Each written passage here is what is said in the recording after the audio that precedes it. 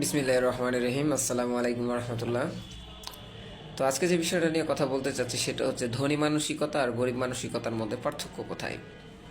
যেমন একজন চাকরিজীবী, উনি সপ্তাহে 6 দিন চাকরি করে অ্যাভারেজ, এবং শুক্রবার বন্ধ থাকে।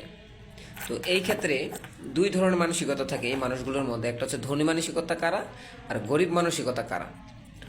যারা গরিব মানসিকতার মানুষ তারা চিন্তা করে 6 দিন অনেক বেশি কষ্ট হয়ে গেছে, অনেক পরিশ্রম করে ফেলেছি, আজকে একটু রেস্ট নিতে হবে, আজকে একটু রেস্ট নেওয়ার সময়, আজকে একটু একদম দিনভর ঘুমাবো, একটু রিল্যাক্স করব।